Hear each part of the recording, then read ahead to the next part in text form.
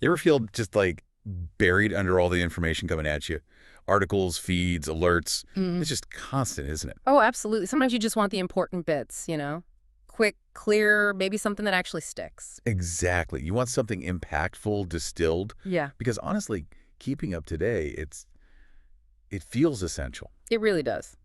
And that kind of brings us to what we're digging into today. We're doing a deep dive into a digital tool aimed right at, well, our daily mental well-being. It's called Positively, Daily Affirmations. Hmm.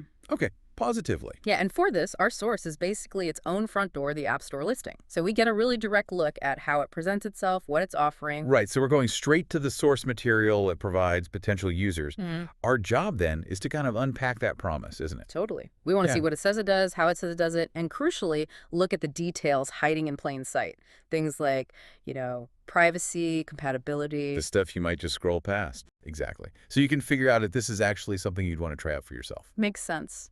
So where do we start? The tagline. Let's do that. So Positively. Daily affirmations. The tagline is super simple. Think positive, feel better. Straightforward. Okay. Developed by Pals Digital Ltd. and designed for iPhone, initially anyway. Right. We'll get to compatibility later. It's free to download, which is, standard practice. But there's the catch. Well, yeah. There's an in-app purchase, Positively Premium, for $19.99. $19.99. That's not insignificant for an app that starts free. That's the classic freemium play. Definitely. Makes you wonder what you don't get for free. Exactly. And they make a pretty bold claim right off the bat, too, don't they? Saying it's the hashtag one app for positive thinking, reduce stress, increased confidence, and lower anxiety. Whoa. Okay. Number one, that's ambitious. For any app, let alone in the, crowded wellness space. It's a huge claim. And they don't really qualify how it's number one, do they? Downloads, ratings, user testimonials? Nope. Not specified in the listing we have. It just puts that out there. And it said it aims to, quote, transform your mind using thousands of positive messages. Thousands. Okay. And how do these messages get to you? Several ways. You can find them in the app itself, get them as notifications, or even have them on your home screen using widgets. Right. So multiple touch points, trying to integrate into your day. Seems like it. And they also focus on the look and feel.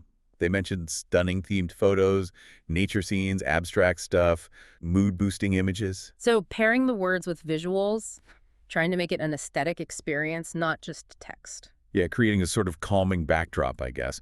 But here's where it gets really interesting for me. Okay. They explicitly claim, and I'm quoting again, positive thinking is proven to work by top psychologists, therapists, and mental health experts. The science claim. That's a powerful statement.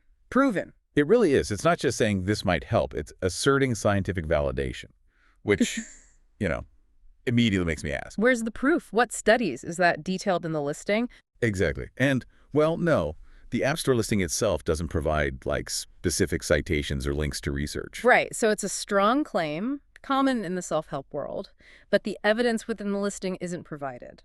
That's definitely something for you, the listener, to weigh when you see claims like that. Definitely. Okay, so let's assume for a moment you're drawn in by the promise, the look, maybe even that claim. How does it actually deliver day to day? Well, the volume is certainly there. They talk about new messages every day, and get this, over 12,000 positive messages and affirmations. 12,000. Wow. That is a lot. It's a huge library, which, could be great for variety, but maybe also a bit overwhelming. Like, where do you even start? That's a fair point. But they do seem to give you some control over it all. How so? You can schedule the messages, decide exactly when you want to receive them and how often. Okay, that level of customization is pretty important, isn't it? Especially for something personal like affirmations. What works for me at 7 a.m.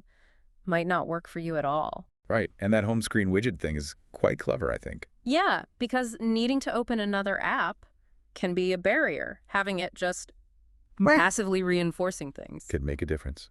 You can also favorite messages you like, save them for later. And connecting to the outside world, you can share those favorites on social media. Facebook, Instagram. Which is smart from their perspective, right? Free marketing. Absolutely. Plus, it builds a sense of community, potentially, sharing positivity. Yeah. But what really struck me was the sheer range of topics these messages cover. It's not just generic be happy stuff. Oh. What kind of areas are we talking about? Well, okay, personal growth, obviously. Reducing anxiety, boosting confidence, strengthening relationships. Pretty standard self-help areas. Sure, the core stuff. But then it goes further. Cultivating optimism, self-love, gratitude. Then it gets into things like succeeding in your career, attracting love, even manifesting wealth. Manifesting wealth. Okay, now we're bordering on law of attraction territory. Seems like it, yeah. And stopping overthinking, finding calm, focusing on health. It's trying to be an all-encompassing positive mindset tool. Covering pretty much every corner of life where you might want a mental based, from the Yeah. very internal to the, well, very external, like wealth and love. Exactly. So it paints a big picture. Mm. But let's get into the nuts and bolts, the technical stuff. How does it fit into your digital ecosystem? And what's the deal with privacy? Right, the practicalities. So compatibility-wise, for Apple users, it's pretty broad. iPhone needs iOS 12.4 or later, same for iPod Touch. And Mac? Yep, Mac too, but you need macOS 11.0 or newer, and critically, an Apple M1 chip or later, so not just any Mac. Okay. And it's ready for the future too, apparently. Seems so. Compatible with Apple Vision, needing Vision OS 1.0 or later, and size-wise, it's about 60.9 megabytes. Not huge. Pretty lean, yeah. What about age rating? It's rated 12 plus BINC, which sounds about right. But it does have those little flags for infrequent mild medical treatment information and infrequent mild mature suggestive themes. Good to know. Even if mild or infrequent. Definitely. And that leads us straight into the big one, privacy. This is probably the most crucial part of the listing to actually read. Especially for an app dealing with your thoughts and feelings, right? No, absolutely. So the developer, Pals Digital Ltd, they do indicate their data practices in the app privacy section. They state that certain data may be collected and linked to your identity. The word may is doing some work there. Right. So what kind of data are we talking about? What might they link to you?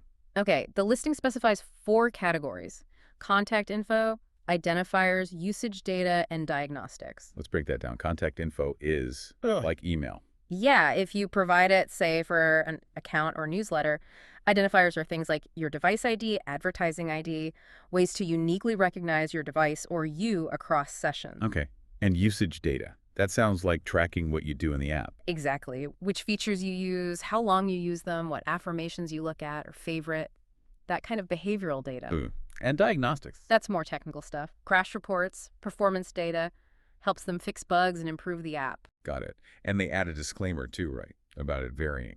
Yes, they explicitly state that privacy practices may vary, for example, based on the features you use or your age.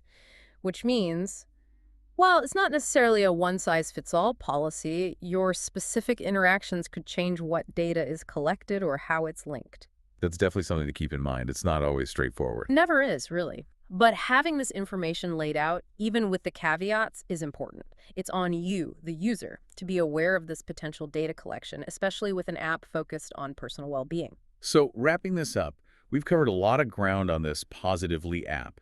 We've looked at its main goal-boosting positive thinking, its features, like the huge number of messages and customization. Right, and those big claims about being #1 and having scientific backing.